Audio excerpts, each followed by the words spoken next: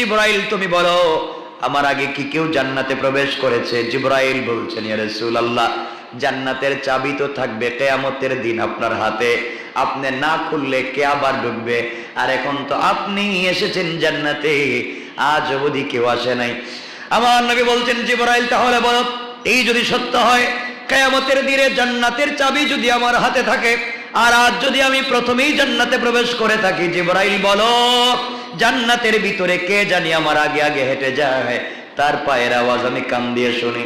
জিবরাইল বলছেন ইয়া রাসূলুল্লাহ, আমিও তো আমার কান দিয়ে সেই পায়ের আওয়াজ শুনি। কে? নবীজি বললেন জিবরাইল তুমি বলো কে?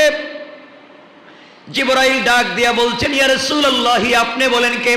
আমার নবী কান লাগাইয়া দিয়েছেন, চোখের পানি ছেড়ে দিয়েছেন, আর বলছেন জিবরাইল রে, পায়ের আওয়াজে মনে হয় এটা তো কোনো দামি জুতার পায়ের আওয়াজ শোনা যায় না, এটা তো কাঠের জুতা, খড়মের আওয়াজ শোনা যায়, খড়মের জুতা আমার বেলালে।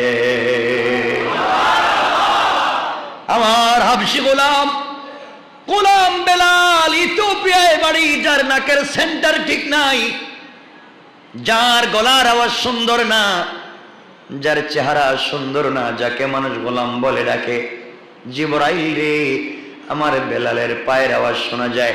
জিবরাইল বলছেন ইয়া রাসূলুল্লাহ, ইয়া হাবিবাল্লাহ, পয়গম্বর আরবি, এত সাহাবী থাকতে বেলালের পায়ের আওয়াজ জান্নাতে কেমনে আসলো?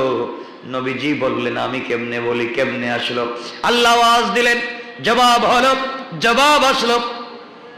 পয়গম্বর আরবি, কলিজার টুকরা বন্ধু আমার, দুনিয়ার জমিনের সকল মানুষকে ঘুমন্ত রেখে আপনি আরশে আজিম পর্যন্ত সফর করতে চলে এসেছেন। দুনিয়ার কোন মানুষ আপনাকে দেখে নেই, জানে নাই, কিন্তু আমার বেলালকে না জানাই আপনি আসতে পারেন না। যেই বেলাল আমার জন্য জীবন দিয়েছে, যেই বেলাল আপনার জন্য যৌবন খরচ করেছে, এই বেলাল আমাকে বলেছে আল্লাহ তাআলা যেই বিশ্ব নবীর জন্য এত কষ্ট করেছি, বিশ্ব নবীর জন্য উত্তপ্ত বালির মধ্যে আমার বুকের উপরে পাথর চাপা দিয়েছে, বালির মধ্যে টানাহেচড়া করেছে, একটাবার তোমাকে বলে যাই নাই, তোমার বন্ধুকে বলে যাই নাই। আল্লাহ তাআলা দুনিয়ার সবাই যদি আমাকে বলে যায়, রাসূল যদি আমাকে না জানাইয়া দুনিয়ার কোথাও চলে যায়, তুমি আমাকে জানাইয়া দিও, আমি বিশ্ব নবী ছাড়া থাকতে পারবো না। নবীজি যেখানে থাকবে আমি ওখানে থাকবো। ওগো পয়গম্বরে আরবি বন্ধু আমার, বেলালের ওই কথাটা আমার ওই দিন আমার কুদরতের কলিজায় লেগে গিয়েছে। এই জন্য আমি আল্লাহ সিদ্ধান্ত নিয়েছি, জান্নাতের ভিতরে যেই দিন আপনি প্রবেশ করবেন, ওই দিন আপনি যে ঘোড়ার পিঠে থাকবেন, লাগাম থাকবে আমার বেলালের হাতে। আর আজকে আপনি যেই জান্নাতে আসলেন, জান্নাতে আসার আগে আগে আমি আল্লাহ জান্নাতে বেলালের পায়ের আওয়াজকে রেকর্ড করে রেখে দিয়েছি। আল্লাহু আকবার। পয়গম্বরে আরবি, দুনিয়ার সকল মানুষকে ধোঁকা দেওয়া যায়, কিন্তু যারা প্রেমিক হয়, অন্তর থেকে ভালোবাসে, তাদেরকে ধোঁকা দেওয়া যায় না, তাদেরকে ফেলে দেওয়া চলা যায় না।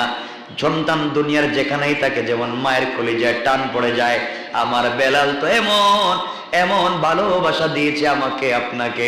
পয়গম্বরে আরবি, আমি আল্লাহ এত খুশি হয়ে গিয়েছি, জান্নাতের রেকর্ড করার মতো আর কিছুই নাই, পায়ের বেলালের পায়ের আওয়াজকে জান্নাতে রেকর্ড করে ছেড়ে দিয়েছি। আল্লাহু আকবার বলেন। একজন গোলামের পায়ের আওয়াজকে জান্নাতে রেকর্ড করেছেন, সাধারণ কথা? কি করেছে এই জীবনে, কি করেছে এই লোকটা? আমার বন্ধুগণ, এই জন্য দামি বাড়ি হলেই চলে না, দামি গাড়ি, মিল ফ্যাক্টরি থাকলে আল্লাহর কাছে ভালো মানুষ হওয়া যায় না। আল্লাহর কাছে ভালো মানুষ কোন মুচি হয়ে যেতে পারে, সুইপার হয়ে যেতে পারে, গরিব হয়ে যেতে পারে। আল্লাহ বলছেন, বন্ধুরে, তোমাকে যখনই আমি মেরাজের জন্য তৈরি করতে চাইলাম, যখনই আমি তোমাকে মেরাজের জন্য ঊর্ধ্ব গগনে আনতে চাইলাম, সাথে সাথে আমার বেলালের কথা মনে পড়েছে। বেলালকে তো জান্নাতে আমি এভাবে আনতে পারবো না সশরীরে, আর আমি কথা দিয়েছি, বেলালকে কথা দিয়েছি, আপনি যেখানে থাকবেন বেলালকে আমি ওখানেই রাখবো। এই জন্য জান্নাত এক জায়গায় দিয়েছি, জান্নাতে ঢুকবার জন্য একসাথে দিয়েছি। আজ আপনি ঊর্ধ্ব গগনে আসবেন, আমি একজন গোলামের সঙ্গে কথা দিয়েছি, কথা আমাকে রাখতে হবে। আমি আল্লাহ কাউকে কথা দিলে ফেলে দেই না। এই জন্য আপনাকে সশরীরে আনলেও, বেলালকে আনতে না পারলেও পায়ের আওয়াজটাকে জান্নাতে নিয়ে এসেছি। চিন্তা করেন জীবনেরা কি করছে, কি করেছে, চিন্তা করেন। আমার বন্ধুগণ, আমার নবী জান্নাতের ভিতরে হাঁটতে লাগলেন, মন ভরে গেল। আহারে আমার বিলাল কেমনে আল্লাহকে সন্তুষ্ট করেছে। আমি নবীজিকে আমার বন্ধু মেরাজে নিয়ে আসছে, কিন্তু বেলালকে ভুলে যায় নাই। বেলাল না জানি কি আল্লাহর সাথে কি আমল করে।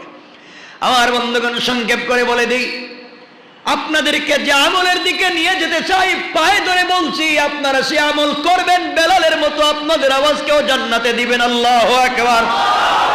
আমার নবী মেরাজ থেকে আসবার পরে বেলালকে কাছে নিয়া কপালে চুম্বন দিয়ে বুকের সঙ্গে জড়াইয়া ডাক দিয়া বলছেন, বেলাল রে, বলো তুমি কি এমন আমল করো আমি জানি না, তোমার পায়ের আওয়াজকে আল্লাহ জান্নাতে রেকর্ড করে ছেড়ে দিয়েছে, বলো না দুনিয়ায় কি আমল করছো। বেলাল বলছেন, পয়গম্বরে আরবি আপনি যা দেখেন এর বাইরে কোনো আমল নাই, কিন্তু আমি যখনই ওযু করি, ওযু করার পরে 2 রাকাত নামাজ পড়ি, আমি ভুলে যাই না।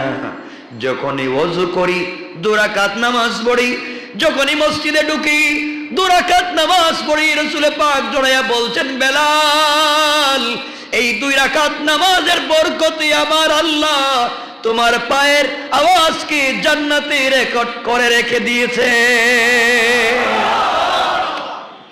এই জন্য দুনিয়ার জমিনে আমি আর আপনি যদি ভালো কিছু করতে চাই, খুব বেশি আমল লাগবে না। আমরাও চাইলে প্রত্যেক ওযুর উপর 2 রাকাত নামাজ পড়তে পারি কি পারি না? আমরাও যখন মসজিদে প্রবেশ করি 2 রাকাত পড়তে পারি কি পারি না? আমরা যদি নিজেকে এইভাবে তৈরি করতে পারি, আমাদের জন্য জান্নাত। আমার নবী আরো সামনে গেলেন, আরো সামনে যেতে লাগলেন। জান্নাতের ভিতরে কিছু দূর যাওয়ার পরে নবীজি শুনতে পাইলেন, আমার নবীজি এত কাছাকাছি পৌঁছে গেলেন, শুনতে পাইলেন জান্নাতের ভিতরে কে যেন মধুর কণ্ঠে কোরআন তেলাওয়াত করে যায়। আমার নবী আশ্চর্য হয়ে জিবরাইলকে বলছেন, জিবরাইল এবার বলো কে তেলাওয়াত করে, আমার আগে কেউ এসেছে আমি জানি না। জিবরাইল বলছেন, পয়গম্বরে আরবি আপনার আগে জান্নাতে কেউ আসে নাই, সেটা সত্য, কিন্তু তেলাওয়াত তো আমিও শুনছি।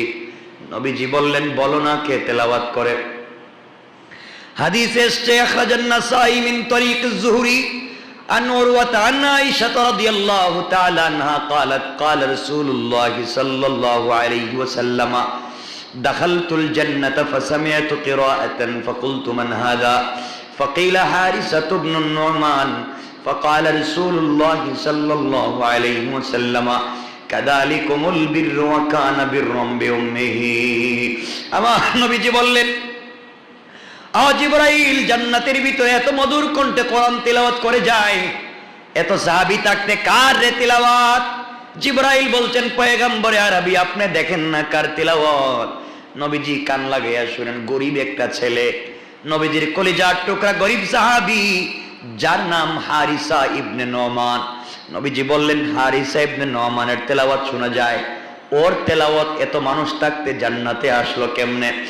আওয়াজ আসলো, আওয়াজ হলো, আল্লাহ রাব্বুল ইজ্জত ওয়াল জালাল ডাক দিয়ে বলছেন, বন্ধুরে হারিসা ইবনে নোমান গতকালকে তার মায়ের খিদমত করেছে, মায়ের পায়ের নিচে তৈল মালিশ করে দিয়েছে, মায়ের চুলটা আঁচড়ে দিয়েছে, মায়ের গ্লাসটা গায়ে দিয়েছে। মা সন্তুষ্ট হয়ে আমি আল্লাহর কাছে দোয়া করে বলেছে, আল্লাহ আমুনিব আমার সন্তান আমার সঙ্গে আজকে যে ব্যবহার করেছে আমি খুশি হয়ে গিয়েছি, আমার সন্তানটাকে তোমার কাছাকাছি রাখো। আমি আল্লাহ তার মায়ের দোয়াকে এত তাড়াতাড়ি কবুল করে নিয়েছি, সাথে সাথে তার কোরআনের তেলাওয়াতকে আমি আল্লাহ জান্নাতে রেকর্ড করে রেখে দিয়েছি। সুবহানাল্লাহ, জোরে পড়ে।